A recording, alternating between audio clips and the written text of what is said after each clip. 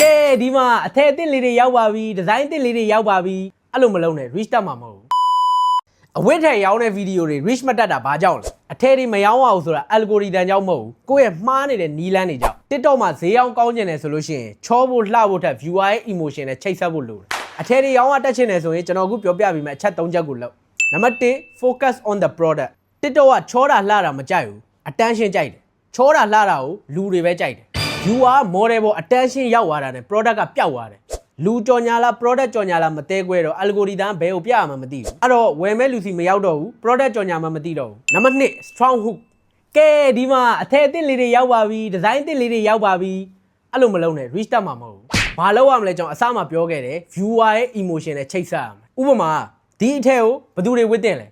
ဒါဆိုရင် viewer ရဲ့ emotion နဲ့ချိတ်သွားပြီတစ်ချိန်တည်းမှာပဲ viewer ဘာစဉ်းစားလဲဆိုတော့အော်ဒီအထည်ဝေးရမယ့်တဲမှာငါများပါပါမလားသူစဉ်းစားပြီးတော့ shock ဖြစ်သွားပြီ curiosity ဖြစ်သွားပြီဒါဆိုရင်စက်ကြည့်တော့မယ်နံပါတ်3 keep brand energy ကိုဗီဒီယိုမှာ logo color mood တွေမတူလို့ရှိရင် viewer မမှတ်မိနိုင်ဘူး brand တစ်ခုဆိုတာ feeling တစ်ခုပဲ TikTok မှာတူညီတဲ့ tone color vibe တွေပဲသုံးမယ်ဆိုလို့ရှိရင် video မြင်တာနဲ့ကိုယ်ဆိုင်မှာတန်းတည်ထဲတွေမရောင်းရဘူး view တွေမတက်ဘူးဆိုတာကံမကောင်းလို့မဟုတ်နီးလမ်းမကောင်းလို့အဲ့တော့ product ကို highlight လုပ် hook ကောင်းကောင်းသုံး brand tone တစ်ခုကိုအတိအကျထားဒါဆိုလို့ရှိရင် reach လက်တက်မယ်ရောင်းလဲရောင်းရမယ်